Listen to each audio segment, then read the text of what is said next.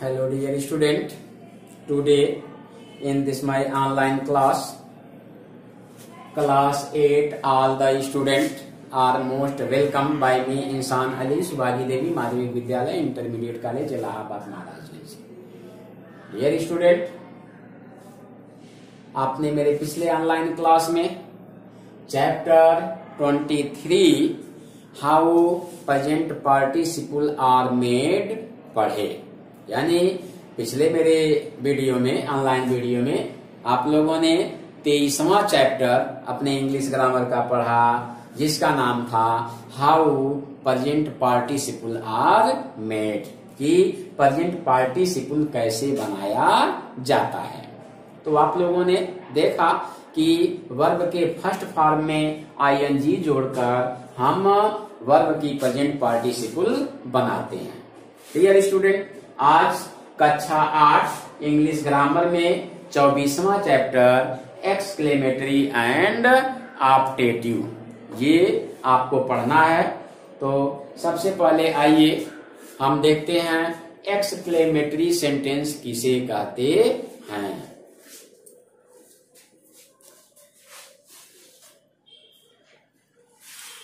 तो आइए शुरुआत करते हैं एक्सक्लेमेटरी सेंटेंस किसे कहते हैं। एक्सक्लेमेटरी यानी विस्मयादिबोधक।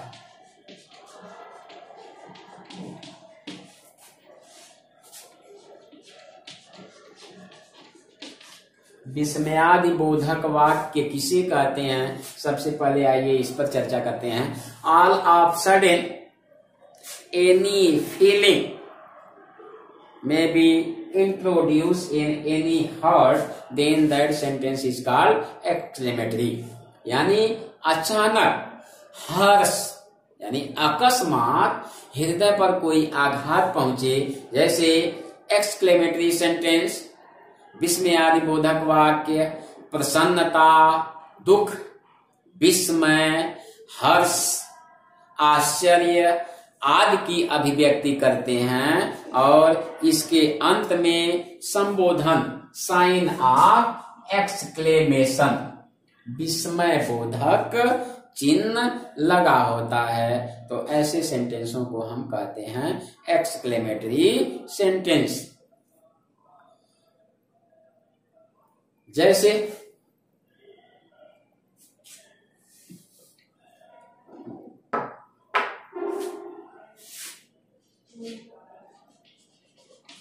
अफसोस,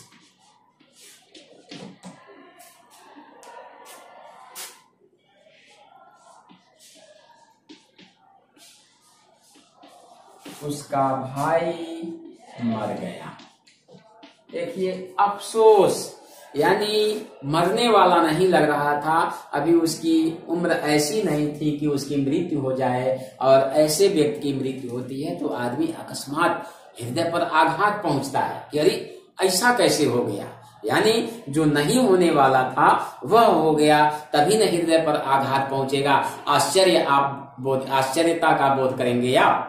अन्यथा अगर कोई बहुत वयोवृद्ध व्यक्ति है, वो उसकी मृत्यु हो जाए तो आपको सुनने में आश्चर्य नहीं होगा। क्यों? क्योंकि उसकी उम्र बिल्कुल हो गई थी, वह बिल्कुल बूढ़ा हो चला था और ऐसा प्रतीत हो रहा था कि अब उसकी मृत्यु होने वाली है। तो उसके मृत्यु के विषय में हम सुने तो हमें बहुत आश्चर्य नहीं होगा। लेकिन ऐसे व्यक्ति की मृत्यु हो जाए जो अभी मरने योग्य नहीं था, तब हमें आश्चर्य प्रकट होगा। तो वह सेंटेंस एक्सक्लेमेटरी का होता है। जैसे अफसोस, उसका भाई मर गया, यानी अभी मरने के योग्य नहीं था। तो दुख द्योतक है तो हम लिखते हैं alas sign of exclamation. His brother died, alas his brother died. फिर कहीं आ जाए, खुशी का भी द्योतक होता है, शाबाश, बहुत अच्छा या बहुत अच्छे, ऐसे भी कई शब्द आ सकता है। तो शाबाश मतलब वेल डन, ब्रेवो। तो यहां लिख दिए आप bravo, sign of exclamation. Well done माने बहुत अच्छे, वेल डन बहुत अच्छे। तो ऐसे सेंटेंसों को हम एक्सक्लेमेटरी सेंटेंस कहते हैं। एक्सक्लेमेटरी सेंटेंस में कुछ शब्द भी आते हैं जो एक्सक्लेमेशन का कार्य करते हैं, जैसे hurrah, bravo, well done, listen, hello, hi, pooh, hey, oh, ah, alas. ये सारे शब्द साइन ऑफ एक्सक्लेमेशन के, एक्सक्लेमेटरी सेंटेंस के शब्द हैं।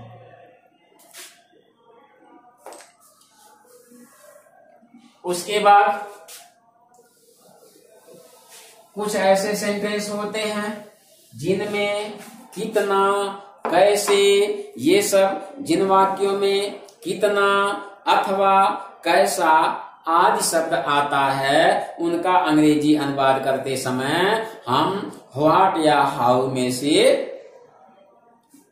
किसी एक शब्द से उस सेंटेंस की शुरुआत करते हैं। जैसे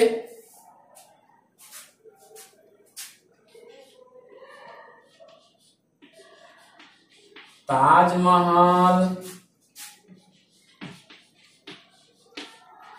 कितना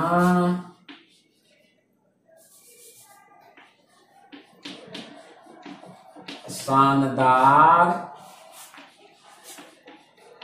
इमारत है। देखिए कितना आया, ताजमहल कितना शानदार इमारत है, यानी बहुत शानदार इमारत है। तो ऐसे सेंटेंसों को बनाने के लिए हम हाउ का प्रयोग करते हैं। How grand building the Taj Mahal is. How grand building the Taj Mahal is. तुम कितने मूर्ख हो, तुम कितने मूर्ख हो, अर्थात बहुत मूर्ख हो। आश्चर्य हो रहा है कि इतने मूर्ख तो थे नहीं, इतने मूर्ख हो। तो यहाँ हाउ से शुरुआत हो गया। How fool you are. तो ऐसे सेंटेंसों को हम एक्सक्लेमेटरी सेंटेंस कहते हैं। अब आते हैं ऑप्टेटिव में। एक्सक्लेमेटरी हो गया, आते हैं अब ऑप्टेटिव, इच्छा सूचक वाक्य। यह लास्ट है आपका, देखिए ऑप्टेटिव। ऑप्टेटिव की हिंदी होती है इच्छा सूचक वाक्य।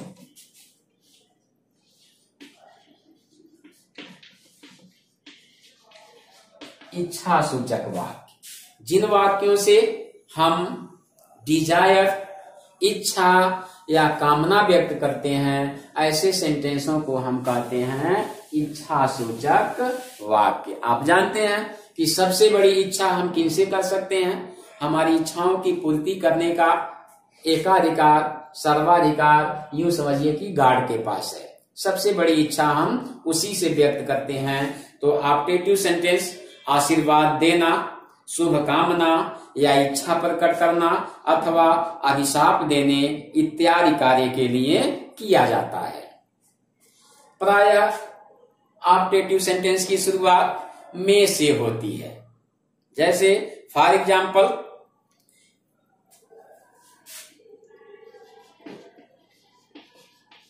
ईश्वर करे आप दीर्घायु हो। इसका भी जो सिंबल होता है साइन ऑफ एक्सक्लेमेशन ही होता है। जो एक्सक्लेमेटरी सेंटेंस का सिंबल होता है वही सिंबल आपका ऑप्टेटिव सेंटेंस का भी होता है। कहीं एक उदाहरण आ जाए, ईश्वर करे आप दीर्घायु हो, अर्थात कोई व्यक्ति किसी के लिए ईश्वर से दीर्घायु होने की कामना कर रहा है, तो ईश्वर चाहेगा तभी कोई दीर्घायु हो सकता है, अन्यथा दूसरे की बस की बात तो है नहीं। तो सबसे बड़ी कामना हम ईश्वर से ही करते हैं। तो ऐसे सेंटेंसों की शुरुआत में से होता है। मे यू लीव लॉन्ग, इसका सिंबल भी एक्सक्लेमेटरी सेंटेंस का ही होता है। कहीं कहीं जैसे आ जाए सेंटेंस में, ईश्वर करे हमारे प्रधानमंत्री दीर्घजीवी हों, ईश्वर करे हमारे राष्ट्रपति दीर्घायु हों या दीर्घजीवी हों। उसका उदाहरण आप कैसे लिखेंगे, कैसे उसका अनुवाद करेंगे इंग्लिश में? ईश्वर करे हमारे राष्ट्रपति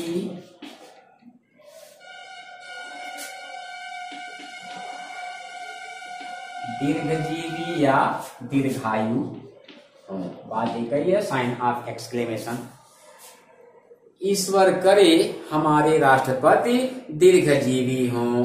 मे आवर प्रेसिडेंट लीव लॉन्ग, ये मे जो है इच्छा सूचक वाक्य है। मे आवर प्रेसिडेंट लीव लॉन्ग।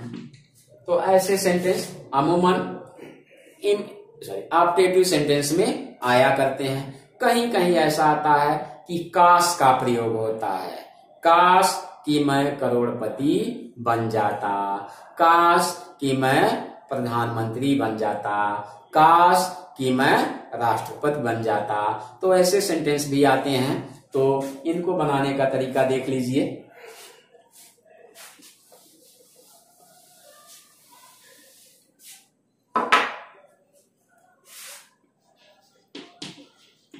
काश मैं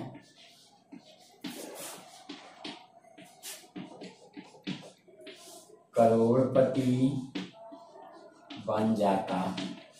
ऐसे सेंटेंस कहीं कहीं आ जाया करते हैं। तो इनको बनाने के लिए वुड का भी प्रयोग किया जाता है और दैट का भी प्रयोग किया जाता है। काश मैं करोड़पति बन जाता या काश कि मैं करोड़पति बन जाऊं, तो वुड दैट, वुड का प्रयोग होता है और दैट का, would that I become millionaire माने होता है करोड़पति या ए मल्टी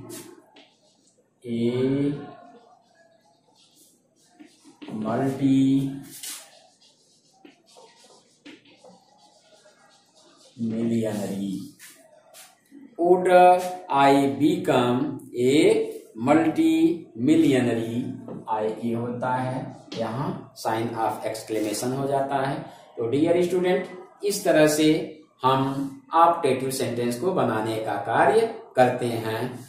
ओ दैट से भी हो जाएगा। वुड दैट आपने लिखा, आप लिख सकते हैं O that I became a multi millionaire. तो ओ दैट का प्रयोग करके अथवा वुड दैट का प्रयोग करके हम ऑप्टेटिव सेंटेंस को बनाने का कार्य करते हैं। तो डियर स्टूडेंट, इस तरह से class 8 chapter 24 exclamatory and optative sentence over हुआ। आई होप कि आपको यह चैप्टर समझ में आया होगा। अगर कहीं कोई दिक्कत हो रही है चैप्टर को समझने में, तो आप निसंदेह व्हाट्सएप ग्रुप में या पर्सनली कांटेक्ट कर सकते हैं। आपके समस्याओं का यथासंभव निवारण करने का प्रयास किया जाएगा। Thank you.